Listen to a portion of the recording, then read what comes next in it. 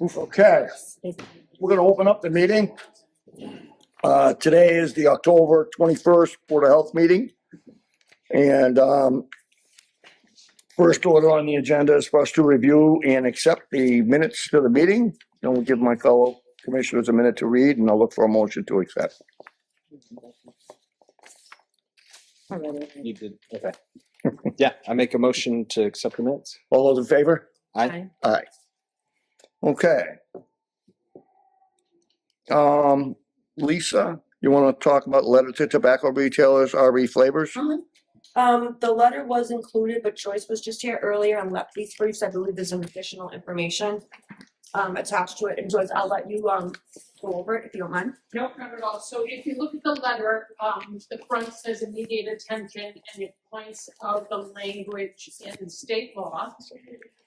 What's happening is that retailers, the state law required that manufacturers provide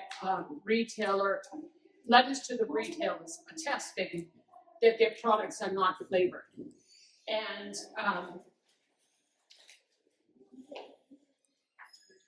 what's happened as a result of kind of the flocks watching the hen house is that the environment has become filled with flavored products. Retailers are carrying them, and they have manufacturers' letters.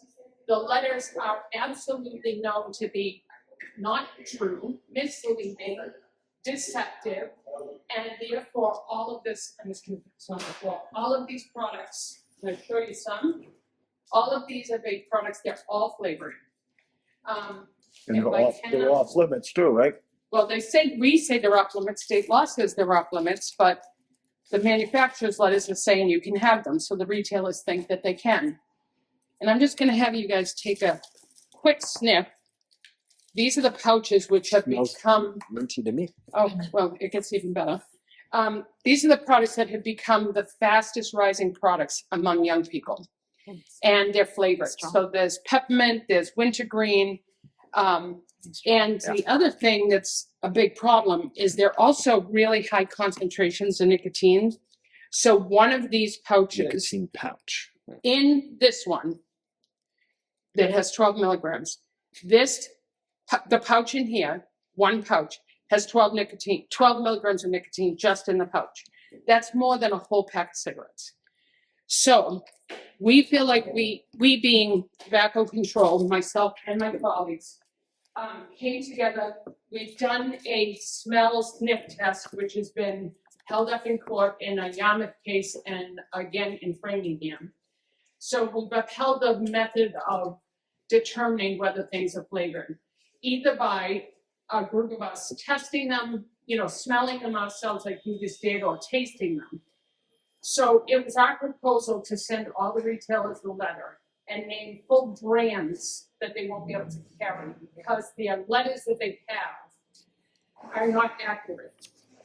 However, and in your packet, 2 days after we finalized this with our legal teams, the FDA came out with, you'll see the one with the picture, the FDA came out and publicized that none of these products, the ones from China and all flavored, and some of them have games on them, like literally you can play a game on your vape, that the federal government was saying these aren't approved by us, and we would never have approved those because they're not public health. So their list is the next 2 pages. Their legalized list at the federal level on e-cigarettes and pouches is there, very limited list. We're proposing to cast the letter aside for right now that took us so long and almost 2 years to get full approval, and then the FDA came out with this, for us to wait for our legal team to make sure that the language in Massachusetts will stand up. And that in addition to, although we agree that the federal list, it should be the approved list, we also say Massachusetts goes beyond federal law, and if you notice, all the ZIN have a flavor attached to them. So it would mean none of those ZINs that are flavored would be able to be sold in Massachusetts. So I was excited about. Let me ask you one thing. So just because federal says it's okay, if we say zero flavor, it doesn't matter whether or not the federal says it's okay, right? Because Massachusetts. We can go above, right? You can't go less than. We So, already have that on the books, no flavors, right? yes, but these manufacturer's letters, which we put as the criteria, have been now fabricated. They're saying that their products are not flavored. All of these have letters saying they're not flavored, and I'm not a scientist, but it's peppermint, spearmint. The other ones are, these smell, they smell like grape, they smell like grapefruit, they smell like They're hot flavored, candy. they're flavored. Yeah. But let me ask you this, just because the manufacturer says that they're not flavored because they're selling them and making money off them, Exactly. that doesn't mean that we have to say that the seller is okay. We can still say, we don't care what the manufacturer says, our law says no flavor, that smells of right? I mean, why, I don't, I don't, It's more notification because we're gonna be notifying retailers that To let we them know. determined that these are flavored in spite of. And if you read state law, it's kind of a guidance that the manufacturer provides these letters, but like you said, manufacturers have one thing in mind, they want to sell their products. yeah. And we've also discussed that the distributors have no culpability in this chain of product. So the manufacturer sends their flavored product to Massachusetts, the distributor distributes it to our retailers in Massachusetts, and the chain is not broken. We are gonna CC, when we send this letter or the one with the FDA, and we'll let Lisa know, who'd like you know which one it ends up being. We'll notify the retailers, giving them some time to get this stuff off their shelves. And we will notify the distributors that we're holding the retailers and them, maybe not them accountable, but holding them to, they've been notified that we know that this is not something that should be distributed in Massachusetts. But a distributor can't sell it either, right? Well, they Okay. can't knowingly sell it, but we don't know if they're knowingly selling it. I assume they are. Yeah, but I mean, I don't know they can't sell a flavored thing, period, right? Well, if they have a letter that says it's not flavored, they're all. No, I mean, going the with this. distributors too are getting that same letter saying it's okay. They said, we have the They're letter. all blind to the law. Exactly. So is a sniff test like legally? Legally and The- upheld in Massachusetts in more than one case. Okay. Sniff and taste, and we've done this, if you remember also, I think it now is 2 years ago, the Chelsea Board of Health upheld a violation for the non-menthol Newports that they, after they came off the shelves, the actual Newports, they put out non-menthol Newports in the exact same packaging, only it said non-menthol. Well, we had people who smoked menthol who tried it. They said, yes, there's a hint of mint. You smelled it. We literally broke some of it open and put the tobacco on our tongues. It had mint flavor. The board upheld it. And RJR never sued them because they knew it was flavored. Okay. They just reintroduced a second iteration of Newport non-menthol. And we've done the test, and I was one of them. Put it on my tongue, the grossest things, you're not supposed to eat tobacco. There was no flavor. So we've determined that the second iteration of those is not flavored, but all of these brands have been tested by my colleagues. And in fact, every retailer in Peabody agreed that the ones we put on the list and the ones that were brought to them as part of a training, that they agreed just in the room that they were flavored. And if they didn't know, they know now. And Peabody's actually enforcing that now since April of last year. So more to come.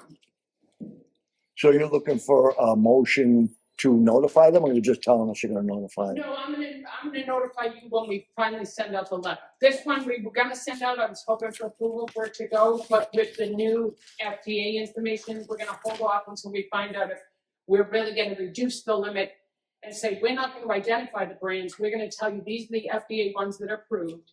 You can sell those except for the ones that are flavored. And that makes our job a whole lot easier. Do we need to redefine flavored, anything that tastes They'll come up with that, legal? yeah, they think that we're standing on good ground, and in fact, in every regulation, it says you have to be in compliance with local, state, and federal laws. So they don't even think there's an issue in terms of that, but they're clearing us and making sure that we're all set. Is there any way to add to this? Because I think the key point is like, even if you have a letter that says it's not flavored, it can still be flavored, right? So like, it's your responsibility to know what is and what's not.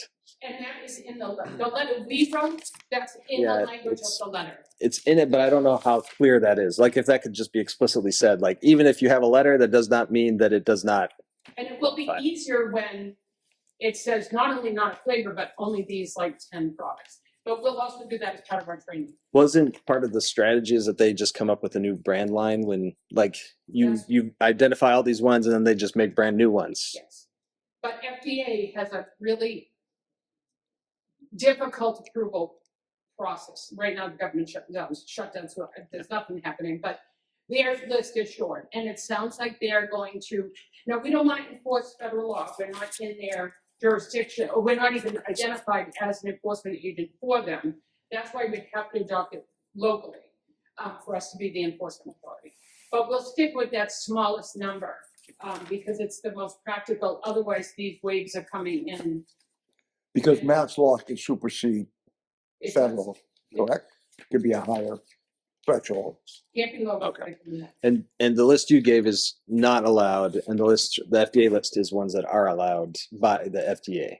Well, yes, but if you notice, some of those are flavored and we wouldn't have them. Yes, right now. Okay. Are you finding products that are not FDA approved that are being sold? This whole bag is just a glimpse. Okay. But I think Every one of them is. because it just seems like there's going to be more and more loopholes like that. So We're trying.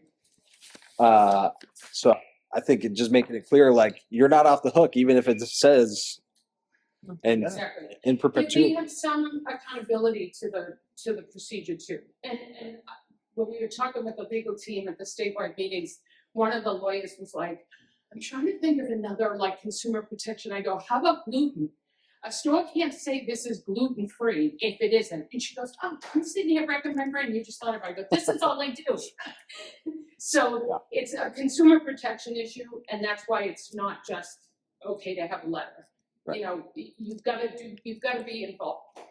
And we can't do a list. You weren't here when we did the original, when they first started, there were over 8,000 things on it. Every day there was a new flavor, a new name, a new whatever. So you have to be part of it. You the retailer has to be on board with this. Yeah, because the letter doesn't mean beans if it's flavored. You can't plead ignorance. All right, especially if you've been notified. And that's sort of what we're even saying to the distributors. Like, you can't hide behind that either. Like, for Right. example, just the distributors. Well, you're sending this product into the retail environment. Who's sending it into the stream of youth smokers or vapors? And some of the little stores think, well, if the retailer can sell it, I must be able to. Right, right. So just that's information. I was hoping we were gonna hit the ground running with our letter, but our grace got jammed on again. So I'll keep you posted. Thanks, Joyce. Okay, next. Capital Art Collective Body Art Variance Request from the establishment. Yep, so I have been working with Jay, who is the owner of this to be establishment. On his layout plan, he needs a variance to have open air tattooing because that is not currently in our regulations. However, it is in our proposed regulations. So I worked with him. Everything in his plan layout does meet the requirements of our new proposed regulations. So my recommendation is to grant a variance to him to our current regulations to have a variance for open air tattooing. Because once we pass the new regulation, you don't need a variance. Yeah, and once we pass the new regulation, people won't need to come to ask for a variance. Right. So For that particular. Is correct. the variance unique to him or? Him. Okay. Him and him So- at that location for that. So we're looking for a vote for a variance for, Open air Mhm. layout? Yep. Okay. Yeah, I make that motion. I can second that motion. all those in favor? Aye. Aye. Passes unanimously. Okay, Johnny Vapors, license revocation suspension.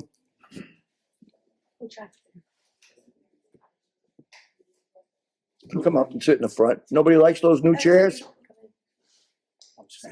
For other people. You know, it's gonna be hard for you to believe, but I gotta be brief. Jim and I do with the Board of Appeals a little bit. I talked with Chris Poole, who's here, about the issues at the building. He inspected the building on today.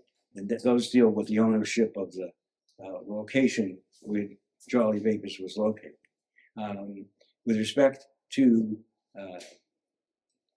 Jack, he's sent in and submitted supporting letters in terms of people who support his business. It's a legitimate business. I just wanted to point out two things. I want to thank you for letting us have an opportunity to see the letter from Councilor Walsh, who I spoke. He's certainly no fan of Jack Jolly's, but he did say to me that the problems in that neighborhood, the acts of violence, are unrelated to the operation of Jack Jolly. Not all to blame for Jolly Rivers. Right. And he's got, lots of headaches in dealing with those issues in that area. But I just think there's a singular issue, and that singular issue is this, that whether you take the facts, the real facts of this incident, or cumulative, that none of it rises to the standard of egregious behavior. I wrote this down, in fact, I made my handwriting. Egregious behavior is conduct that is conspicuously and outrageously bad, shocking in its awfulness. It's used to describe actions that are extremely bad, such as those involving violence, theft, harassment, discrimination, often flagrantly or glaringly wrong. I don't think the facts, as I understand them, at least as it's been explained to me by Jack, rise to the level of egregious behavior. He's been closed effectively since May, and what he really wants is the ability to make a living. And if it's not going to be in that neighborhood or in that area, he just wants to be able to do it. Now there's a provision in the zone ordinance. Mr. Poole's here, who's the zoning enforcement officer. You can seek a special permit. This is a change in the zone ordinance, and where you can also, there are certain districts in which you can seek that approval. So, but you can't seek it if you don't have a license or an opportunity to get a license. So from the perspective of what we were hoping is that with respect to the most recent incident, or as I say, cumulatively, that you would determine that it doesn't rise to the level of egregious behavior, which would warrant a suspension or a revocation. Okay. Attorney Lamata, have you had you had a chance to read the letter from Councilor Walsh? I did. Is it your opinion that these accumulative actions rise to the level of revocation? That's a very high standard, the egregious behavior. I think there was some question about who had control of a part of the building. I don't believe ISD or myself can refute what's been represented to this board, that it was owned by a separate, managed and controlled by a separate entity. Thank you. Lisa, or fellow board members want to speak on this issue? I thought there was some follow-up. We wanted to see if we could talk to the person who purportedly was the owner of the. Oh, Eric Schwartz. I made there was an inquiry in 3 states, Massachusetts, Florida, and New Hampshire, because he's been in all 3. He operated under 2 or 3 different names, ES LLC, which I ran. He had a name on the lease, which was an artistic name, but I couldn't find it because I wanted to find it. But I looked, I can tell you that I looked in Florida.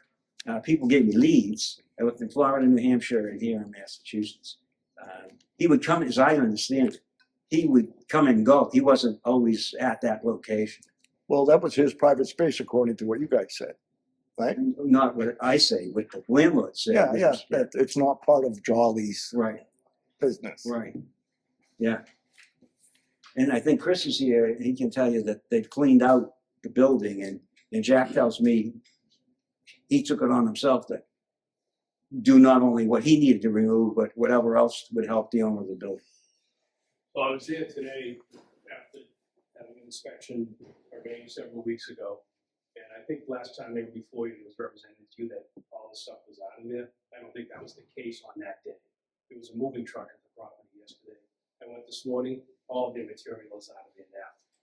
So also, Mr. Schwartz, I never spoke to Mr. Schwartz as to whether or not that was his stuff. Certainly a central issue in this particular case is whose stuff it was.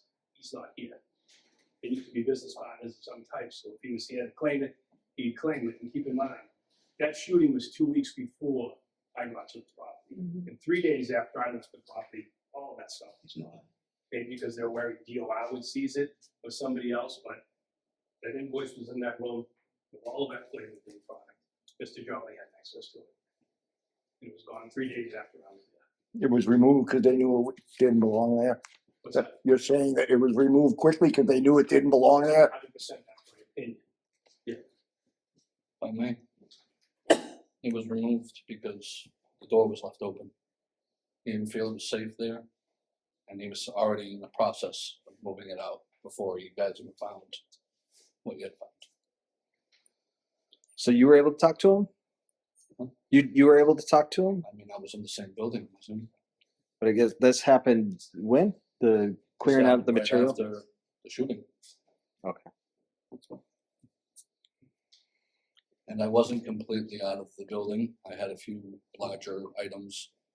It's a little hard to get storage units and things like that when you don't have an income coming in. So it took me a little while to get it out of there, but I did get it out of there yesterday.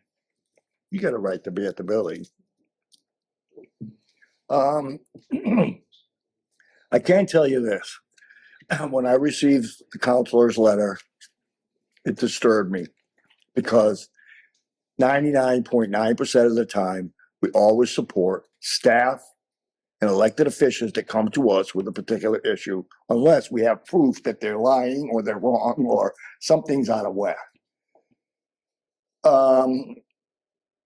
As you gently said, Mr. Walsh is not a fan of Jolly Vapors, but he did say to you, he wasn't the cause of all the violence of the neighborhood. Right, so the shootings were unrelated. Yeah. Right. There's other issues there, yeah. Right, right.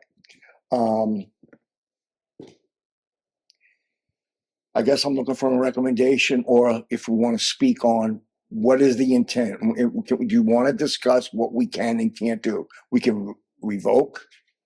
We can allow him to maintain the license and use it at another location with city council approval for a new location because he needs a special permit. I would just reach out to Attorney Lamana to ask how long a license can be kept while it's not being used. The answer to that question may be the result of the next agenda item. Okay. Oh, yes, correct. You folks are gonna be deciding how long someone can have a pocket license before it's ruled that it's. But it's going to be the same for everybody, no matter what that. It would be fly across the board. In other words, what Special law. we're trying to say is we can't just let somebody hold it in their pocket until they find the perfect scenario 5 years later. Or whatever, extended time. I don't know what the regulation calls for usage.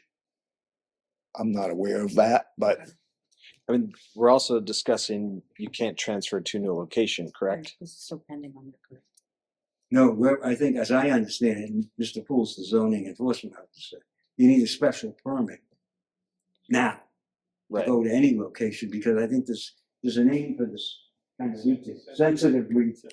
Sensitive retail needs city council consent. But we've had some discussions about the new caps, and part of it would be that you cannot take it to a new location. Like you can't open up a new store that doesn't already have a license associated with that address. Unless there was one available on the waiting list.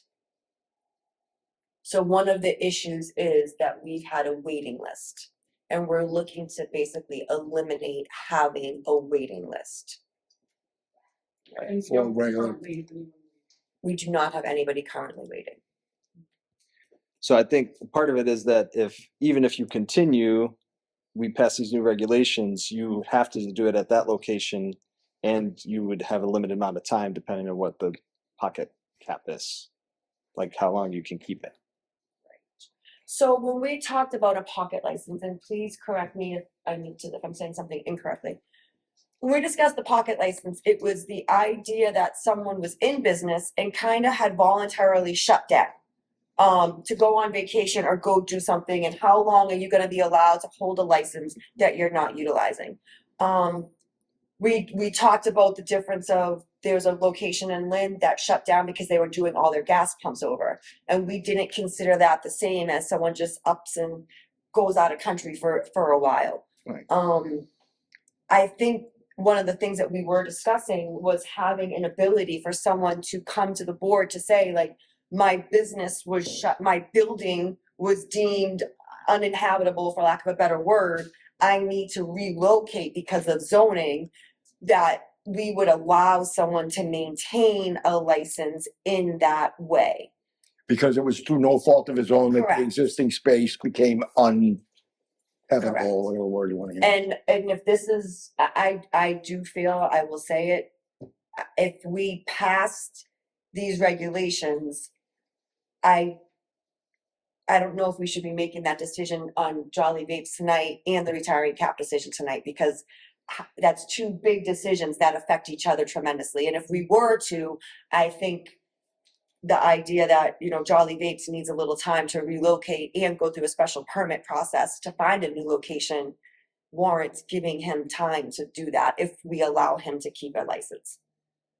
Lisa, and if I may, the other part would be that you need time to have a public hearing anyway. Correct. So it wouldn't happen tonight. Correct. regardless. Correct. And the other thing, just for the board's information, is any business that moves a location and address has to reapply for Department of Revenue.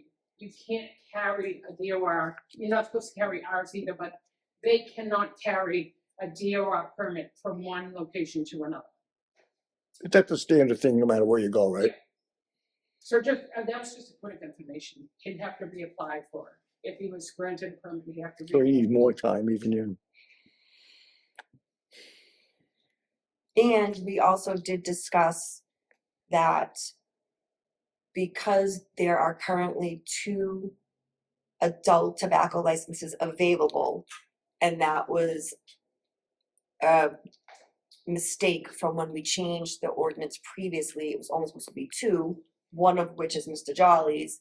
We were talking about possibly eliminating adult licenses Going forward. going forward. If he has his and he does successfully find a place, he'll be the only one. Correct. And then he would be allowed to be an adult retailer. And then at some point, if he turned that license in, that's when it would come back and we would not issue any more adult licenses.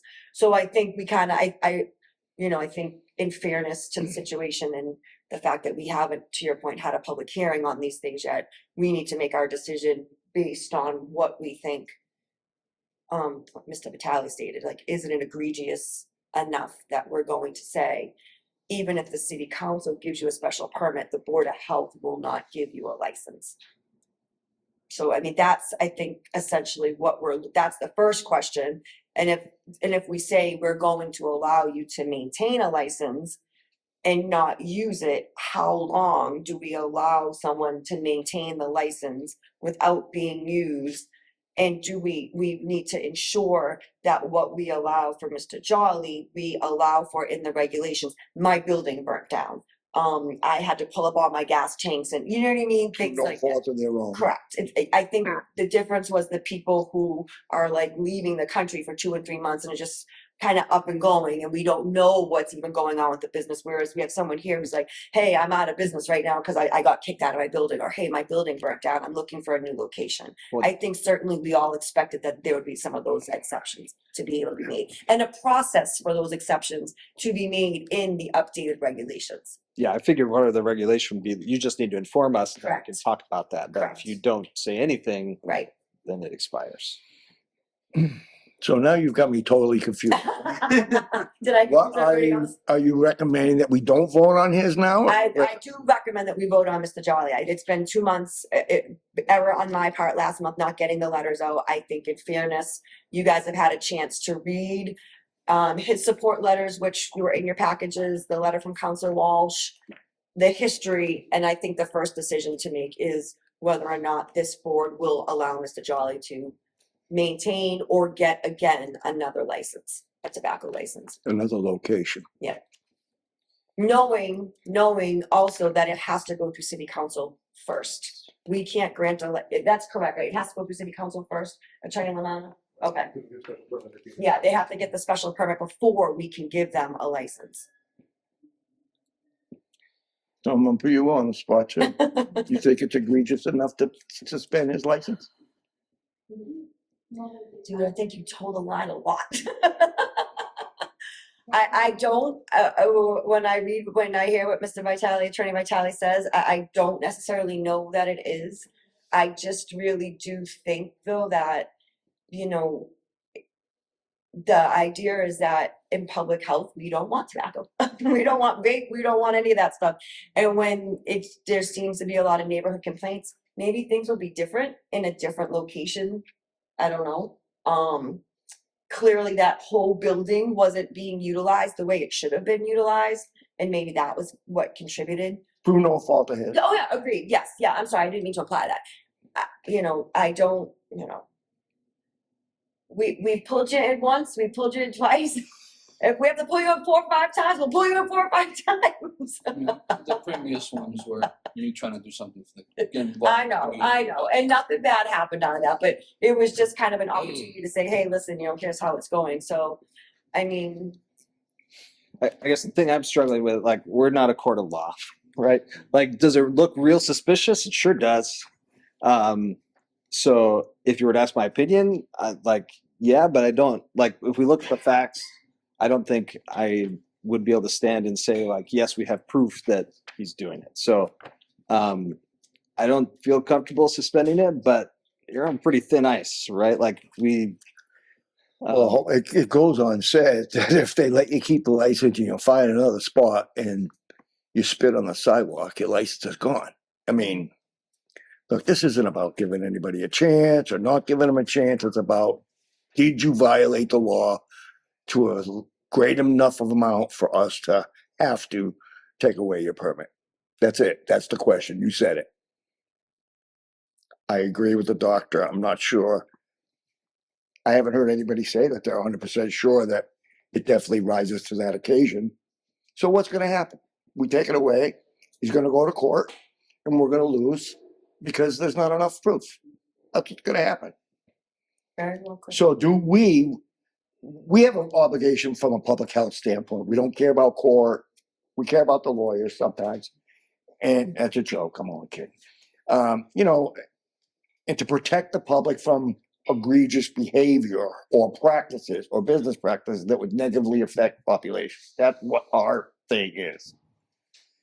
We also give permits to people to make a living. And if we're going to take that away, I think we really have to be 100% clear that it will be so bad you wouldn't even come here because you knew you lost.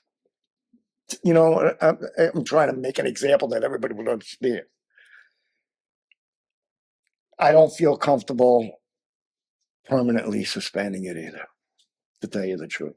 I do believe in the process worked to make the building safe and get businesses out of an unsafe predicament. At the same time, bring to our attention issues of stuff going on there on our domain that shouldn't be. Those products in there. Look, we got the products out of there. They're definitely not being sold there. So something good did come about the whole mess. Are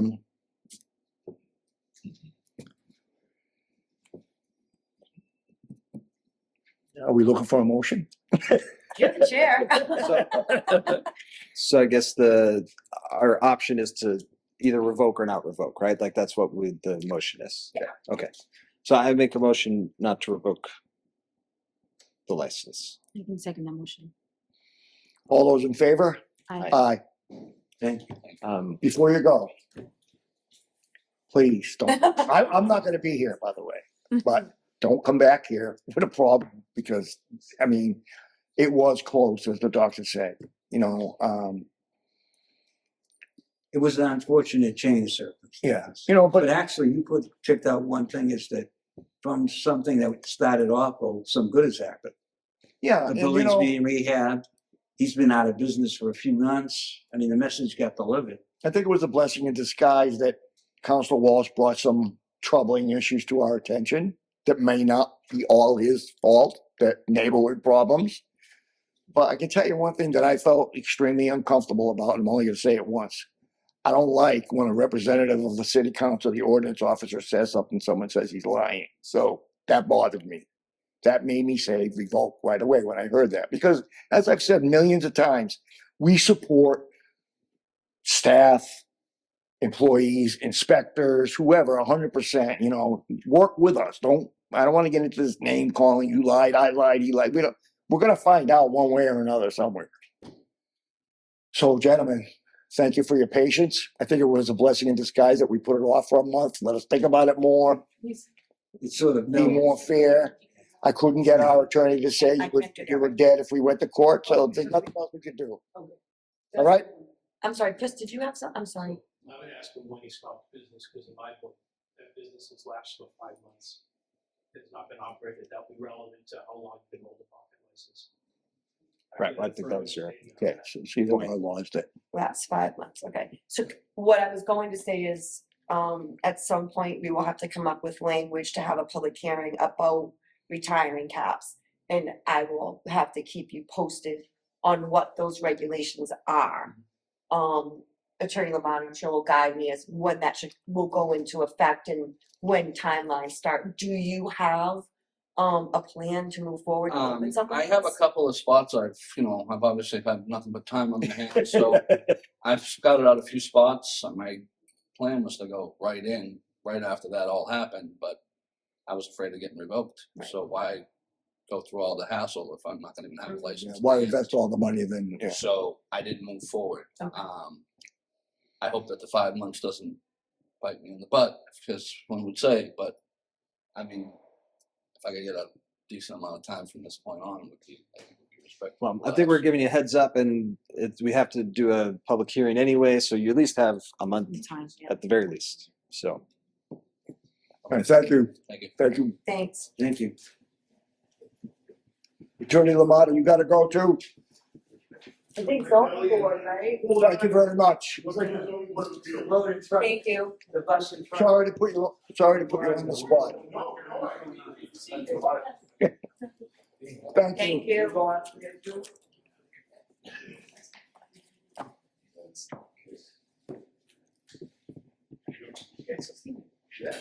you. You know, the compliance officer. is gonna Actually, do you want to keep stay? those. Robbie, say that again? The compliance officer is gonna be at the building new building, for sure. He's no joke, like a bucket officer. Okay, Retiring caps. Do we want to set a public hearing and give ourselves a deadline on like when we get this language together and done? Were you waiting on anything, Joyce, for from the state about retiring caps? I feel like at one point we were waiting to move forward. We were waiting on some language. No, We've got okay. everything we need, and Jim Jim. left, but he approved what the language was Davis used, which is what we would Okay. recommend here. I think the only difference between, and I don't know if we have it written in here, was how you guys in writing want to have it conveyed to an owner. That if they leave country, I think we said 30 days or 60 days, you were gonna put something on their thing and say you have 30 days to respond.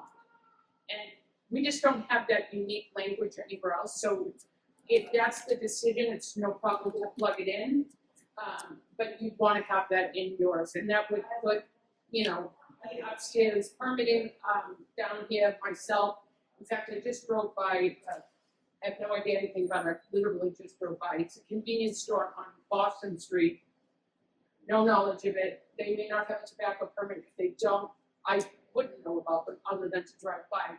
But those are the pop-up things that make me nervous. Like we get eyes on the street about what stores are just popping up.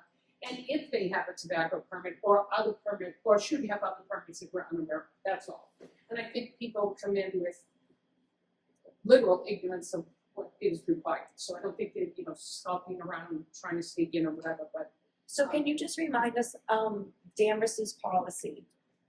They see that you haven't, like they drive by, store looks empty, they clock it 30 days, they drive by again, still looks empty, they just revoke it. They just send you a notice, it's revoked. Okay. And typically you'll see something be removed, but I don't think that's the case when you have 120 whatever. We've seen things that were just left abandoned. And keeping an eye on the 20 is a lot different than keeping an eye on 120. And we all drive around the city, so it's one of those things, literally I've driven by and gone like, oh my God, And one of them was Chatham Market like a year ago, like, when did they come into play, you know? So it really does mean, and we have done better, I think, in the last year between upstairs, downstairs, everybody being on the same page, how many permits we have, whether they're active, whether they're renewed. And I will say credit to you guys because I think that's made a difference. And I know the concern that the board has was that we are notifying people that we intend to take back your license because it appears that you have abandoned it. And we wanted to give people an opportunity to respond to that. If you took away someone's license, they'd still have a right to appeal to the board. Yeah. No? The regulations don't allow for an appeal? It says you this many days. What do you know, it's in the regulation. It takes that away because you have every person coming with some excuse. I agree, it should not be an appeal process. And you also have given them, again, I will say, this city, unlike others, and granted, we are unique, we're the seventh largest in the Commonwealth, but we also have the biggest in and outflux, you know, comings and goings of stores. So the city's doing their best, you know, giving them the best opportunity to inform us what's going on with their business. So I think, no, you know, and you're not putting them out of business. If they came back, they could still sell everything they're selling if they are approved for a license for food and frozen food and milk and whatever other permits they get. They just wouldn't have a permit for tobacco. So the idea that we are closing a store is not true. We have convenience stores in the city now that don't have tobacco permits and are operating fine. I actually, honestly, I look at the appeal process as administratively being easier because there are so many stores. So rather than having to notify everybody and wait to see when they got it back and make sure it's timestamped and look at the post, you send them notice your tobacco license has been returned due to non-use. If you'd like to appeal, contact and have them come in. But then it's kind of like every sub store. Like, Well, yeah. I mean, Well, the thing is too, there are extenuating circumstances that you can't plan for, and somebody could get screwed by an automatic take, but a chance to appeal. I think it's fair. I mean, all we're saying is you just have to tell us what's going on. Yeah. We're not saying that Yeah. if you don't use it for 30 days, so Yeah. if they don't respond, Right. sorry. I do think though, at some point though, if we're gonna say you have to tell us what's going on, then what things can they tell you that will be accepted and what things will they tell you that won't be accepted? Well, then it can be up to the board. I think that- Right. Yeah. You know, I'd rather do that than have an appeal and then, I would just want to make sure that it's very clear to people, like what the board's kind of expectations are. Like, oh, well, you were gone for 3 months, that's okay, but 4 months is not. Yeah, right. Do you know what I mean? Like, there has to be some kind There of. has to be a standard You time can't have frame. everybody come in and individually decide their case, like, No, that's why I say there shouldn't be an appeal process for that. But if someone notifies us that they are gonna be out of state for, you know, you have 30 days, stuck something on your, they notified us, we are out of country, we had a death in the family, whatever. Okay, then your license is being paid for, we know you're coming back. But if in a month, that is a sale, well, they were holding that and said they were coming back, that should be a problem. There isn't one to be sold if they didn't notify you that they were holding it for themselves. It's like the global, he said, we're gonna have to rip up these things. You go, okay, pay for your license, but now this isn't even before the retirement cap. But even if there was, if he notified us and he said it's gonna take 6 months to get those things out of the ground, but I'm coming back and opening this business. That's different than I'm out of state or out of country because X. And before he comes or she comes back, there's a forced sale, you know, there's a transition of the sale. Yeah. It can't be offered for sale in that period that they've notified you that they're coming back. There has to be circumstances beyond the hold control. And not changing hands. I mean, right, not changing hands for sure. because that's just what anyone. But the other thing is, so someone leaves the country for a month and then something happens, well, now it's 2 months. And then something continues to happen, now it's 3 months. I agree. You have Like, to, at what point do you say to somebody, like, if you haven't used your, like, you need to notify us from the Right. get-go how long it's going to be, and that's the time frame that we will agree to but you can't keep extending it. Like at some point, if you left the country, you don't have anybody running your business, like Right. who's selling the milk? How about a standard time to be away? And if you, after that time is up, say 30 days, 45 days, you have to come and tell us what the hell is going on. Then decide. Or notify. Whether If you're out of the country, you can't come first. I was just But, gonna say, but if you're out of the country, you can't come but back. to I think, notify people. Listen, in the day and age of phones and everything, somebody can call somebody for something, Well, you can lose your business. Yeah, but I guess what I would propose is, first of all, we want them to tell us if they're leaving the Mhm. country. Right. So hopefully that would happen. But if we notice, we give them 30-day notice. If they don't let us know, then they lose it. If they tell us, I would put a cap of 6 months total. That's like the longest you can go to Mhm. keep it pocket. And if you go past that, then it's gone. Yep, that's exactly, there has to be a standard time, because if you say one guy 3 months, another yeah, guy I 6 know, but months, that's not, they're gonna get in trouble. yeah, I agree. It has to be standard, yeah. And All right, so do you want- It's gracious because there's, what Mr. said, you have other important permits being expired in their establishment. And you cannot sell in that time. I agree. If it's clear that you're holding it as a pocket just to sell it later, you have to be the one that uses it. Well, it's the same thing with everything. Say some compliance officer comes in and finds something that they can't use their business for a while. We're gonna know from him, but you know what I'm saying? Yeah. There are things that happen that are beyond the owner's control. Yeah, like a I fire. mean, I don't mean the owner of the building, I mean the owner of the business.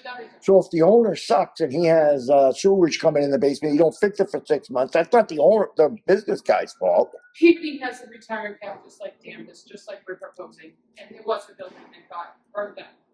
He could not open. They did not retire his Right. cap. As soon as it was back in habitable condition and he was ready to open, the permit was never relinquished.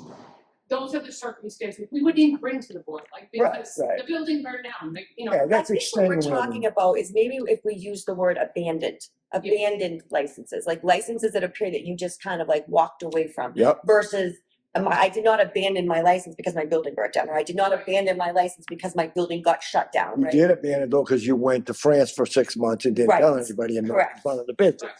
Right, And we don't know what else is going on in that building, like, you know, rat infestation, whatever, because there's food in there. I mean, I always take it out of, tobacco is not unique, and in fact, in terms of, like, problems with nuisance, like rats and Yeah. mice and whatever, they're not after the tobacco, they want the food or the milk that's rotting in there, and we as health department wouldn't want to know that anyway, so. and what is going the on? food code does require that you let, the inspectors know if you're gonna be out, mostly in like with restaurants, you know, sub shops. Yeah. Not usually in the convenience stores, but for the most part, to Joyce's point, you're supposed to let us know if you're gonna be closed for longer than 2 weeks.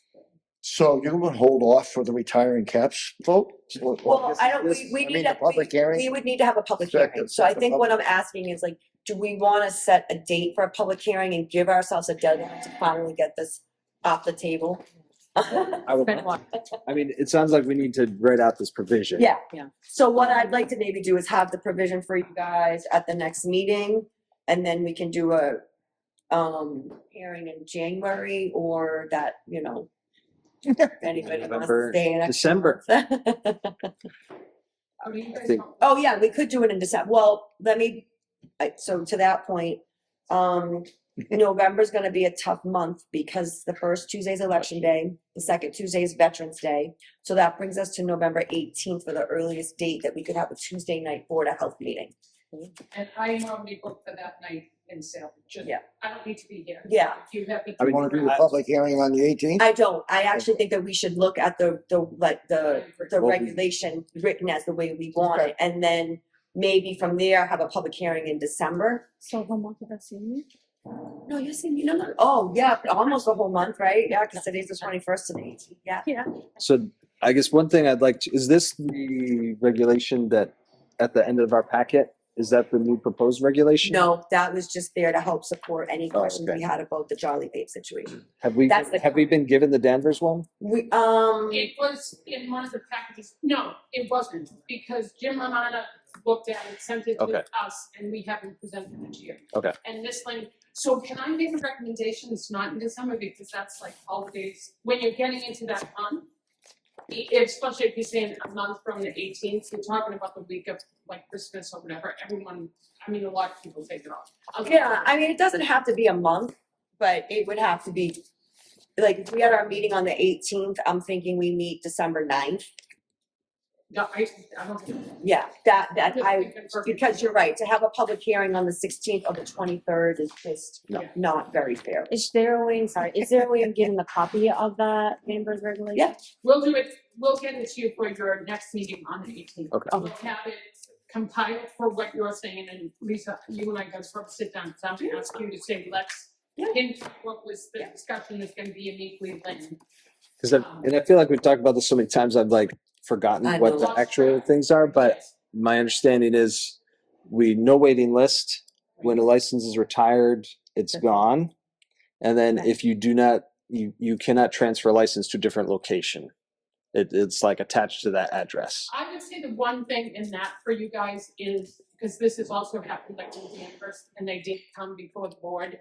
So they have literally a corner shop and a corner, it was called Corner Convenience. And the whole building was gonna be torn down, and they built housing, kind of like what's on the corner here with Ultra underneath.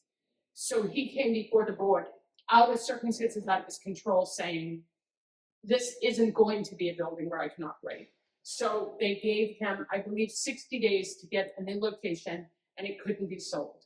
Like, he couldn't sell the business to somebody else. It had to follow him. And is that in the provisions? I will double check that, make sure it's clear. I mean, that makes sense to me too, right? Like if there's extenuating circumstances, you should be able to transfer it. Exactly. Yeah. And it's not, we really am transferring it, like, because it really, I hate using the word transfer, because if you use it on one circumstance, transfer sounds like it's forever. Yeah. It should be that the board just knows under extenuating circumstances, it would be You could considered relocate. to relocate, yeah, It's but. no fault of his own.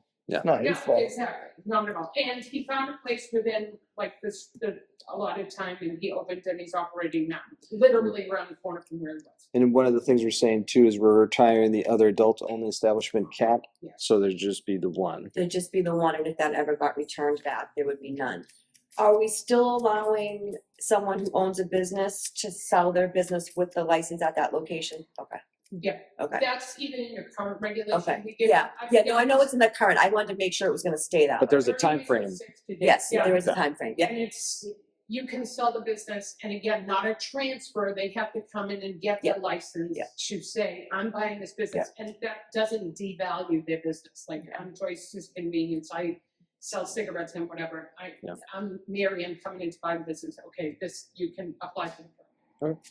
And ensure, the other thing is that we're also ensuring that everything is up to date with the form, like, if they owe the city money for permits or taxes or whatever, that should all be, that comes into play with that, Yeah. So if you like lapse your license because you don't pay, then it's gone. right? yeah, I'd like to tighten up those regulations as well, because right now there is a late fee assessed, but we don't, someone could be 2 months late paying their tobacco license, so I would like to also tighten up, like, if you don't pay your license within 10 days of expiration, then we're taking it back, Well, because they can run for 2 months and close for free right? with no permit The technically. other thing I will tell you is, I don't, it's been my experience, and not just here, because I go to other Board of Health meetings as well, but retailers like this. Because it Makes it more prevents the- valuable. Yeah. Yeah, and it gives the board the opportunity to say, you should covet this permit, because if you aren't following the rules and we take it away, you don't get to sell your business with this value. So we just find that it has worked, it's worked out beautifully. It has a trick, for a trick for some retailers, and I do think our adult only establishments have been predominantly a problem. I believe that at the permit renewal time is the time to really tell them everything you gotta tell them and educate them. You see these people come in here that have the violations, they need to be told exactly what they need to do. You know what one of the problems is, in Lynn uniquely, you guys don't permit annually, so like, it would be so easy to put like an annual thing, an annual update. You permit every month for the year. Rolling, yeah. And we don't, rolling permitting, that's it uniquely Lynn, probably Boston does it, I don't know, but I know in that collaborative, it's unique, so something could be relevant, you could adopt this new language when you wanna say, we're gonna notify them all, right? Because we're gonna do the public hearing and notification or whatever, but sometimes we take that opportunity to stick a little extra in other municipalities, but by the time that extra goes in, 6 months have passed in Lynn because of the rolling permitting. So, and we are trying to do a better job when we're out there doing our inspections about educating about what, like I've told, I can't tell you how many of the retailers I've told, just don't buy a lot of this, these things might change, I'm letting you know, if this stuff is flavored, you guys know it's flavored. So. Well, if the rolling permits though, I feel like that makes it harder to remember when to renew your license. So it's more like you're more likely to lose it, right? No, because all your permits are usually issued at the same time. So all your licenses, your food license, your tobacco license, whatever else you may have So it just expired on the makes it same harder day. for us. And you get notified usually 60 days ahead of your expiration. You get something in the mail saying it's time to renew. So there's no excuse that you didn't know. And you're supposed to have your license posted. So you can walk by it every day to see what day it's supposed to expire. Right. Yeah. So I applaud the board for all the big steps and for tonight's decision, and we still don't know if the city council is gonna approve it anyways, or the zoning board, whoever he has to go before, so we'll see. But thank you. But it's process. Thank And I you. think the process is right. Everything's a process. Thank you, Joyce. You're welcome. Joyce, you're the only one I couldn't put on the spot today. I did Lisa, I did Jim. You were the only one I didn't get. I know, I was like, I had my stuff ready. Okay, so the last thing we got is, you want to discuss the art, or did you already do that? The I same did thing? not, but I want to get these body art regs moving, but I just feel like we should get through tobacco first and then, so I think if you wouldn't mind, we just continue to keep it on old business, and as soon as we can get our new tobacco regs, Okay, I think that is. public hearing, voted on, moved out, we can move forward with our body art regs. before we go to the new business or anything, there was something I wanted to discuss. And it's the chairperson. Two things. One thing, I think somehow the board has to, it may even already exist, develop some language that says that annually on January 1st, we will either reconfirm or vote in a new chairperson. Because let me tell you what happened to me. I've been the chairperson, I don't know how many years, because there's always new members, and the new members never wanted to be the chairperson until they kind of got used to the process. I think I've been the chairman probably 20 years, and I think I've been voted in 3 times. That's not right, because someone else may want to do it. You know, I'm kind of like doing it by default, but I'm going to be leaving. So what I would like to do, if it's okay with you guys discuss whoever between the two of you want to be the chairman, and I will be 100% behind that person. And I was talking to Lisa about this, and what I think would be fair, I would like to have that vote held in December's meeting, so that effective January 1st, it'll be my last vote, but effective January 1st, there will be a new chairman. And Lisa brought up the fact, well, when they reappoint somebody, we might have to vote again. I think you should wait till the next January to let that new person get his feet wet. And the first time I came to this Board of Health meeting, for a half a year, I sat there and I couldn't even talk because I didn't really know what the hell was going on. Nobody gave me a pamphlet saying what we do. Nobody explained to me what we vote on. I just sat there, and if everybody said yes, I said yes. It sucked. It's not the way it's supposed to go. You know, so again, I think it's important for new blood to run this place, to work with Lisa. I mean, I stayed longer because Lisa was appointed as the director. That's the truth. And I'm not leaving because I don't like anybody or because I'm sick of anybody. I've had enough. I'm done, you know, and I know we're in good hands with you too. So I would like for next meeting, you guys decide whoever wants to be the chair, and come December's meeting, we'll vote for a new chairperson. Because I would like to vote for a chair, because I never did. I never voted for somebody else. I couldn't vote for myself. So this is I gonna be couldn't on vote for myself. You know what I mean? So, and it's kind of cool. It's my thing, you know, it'd be the last thing I can do. And I have no doubt we're in good hands with Allstate. Either one of you can do the job. Both of you have that. The only thing I ever cared about being in this position on this board, period, was to be transparent and fair. And only because I've been on it for so many years. I had the politicians call me about don't close down this place. And I tell, listen, it's a board. It's 3 of us. Don't even talk to me about it. If you want to talk about it, come to the meeting. You know, because you can't get into that because we're supposed to be, I don't even use the right word. We're supposed to be anonymous. Yeah. We're not supposed to answer to anybody. We're the only board that can make rules without city council approval. So it's a big thing. Yeah. Like when we tell you, you can't smoke at the Hibernian cigarettes anymore, you should have seen what happened. They call Clancy's office, they call Charlie Gaden. I got calls from all over. What are you doing? You're shutting down the Hibernians? They can smoke at the Lido, but they can't smoke at the Hibernians when we shut down all the things, you know? And I said, Charlie, you know better than to call me because tell them to come to the meeting. I'm not going to do anything with anybody at Stop and Shop or on the phone or at my house or at your house. You know what I mean? And it's worked great for me. You know, people, there's always a yes and there's always a no. The no's get pissed off for a little while, but if you're fair when you tell them no, then you feel all right. It's just, it works. It works. I can't even express the gratitude that I have for you two for helping and serving with you. I said it in the letter to the mayor. I'm extremely proud to work with Lisa. Well, I've known Lisa for years, so that goes unsaid anyhow. And I'm extremely proud to work with the 2 commissioners, and I have no doubt that they're in good hands moving forward. It's kind of bittersweet for me, but it's time. You know, I did enough.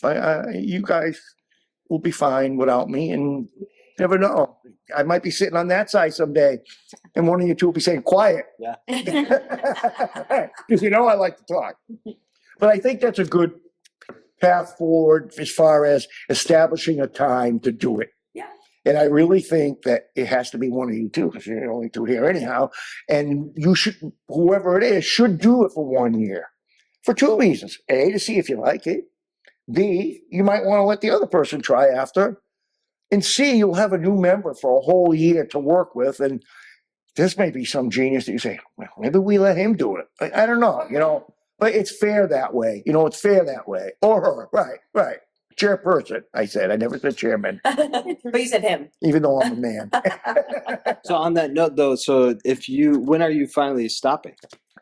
I am gone January 1. So Effective January 1, I'm done. So December's board meeting, I would like to vote for a new chairperson. So do we have a new member? I have not heard, no. You might not have it by January 1. That's why it has to be one of you guys. So and we can function as a 2-person. Yes. As long as you both show up to each meeting, It's a we will have a quorum. Now, if you guys vote on the opposite side of the fence, then it's a deadlock and you have to wait till the next meeting. That's the purpose of an odd number so that it never gets hung up. Yeah. Okay. Okay, so it's just food for thought. So you want that on the You December? guys talk and then one of you comes in with a red band around their wrist in December and I'll know that's who we're going for. So And speaking again- of, should we plan them now where it will get busy and there's things coming up? Does November 18th work for the November board meeting? Works for me. I'm always available. Yeah, I'm not gonna think that's the last first. Yeah, and it's actually the week before. No, I know, but Yeah. still, like, I know you got I'm done, not in school. She's not in school anymore, it's not over now. So I'm available. Yeah, that works. Okay. And how does 12/9 work for the December meeting? That's good for me. Because you're planning for a public hearing. Mm, Works for me. okay, December 9th. yeah.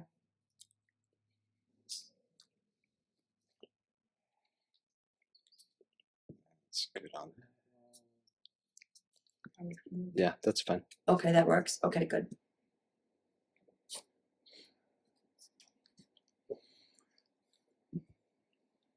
Okay. Is there any other business we have? Our favorite motion? I'll make a motion to adjourn. I second that motion. All those in favor? Aye. We're always in favor of that one. I don't even have to say that.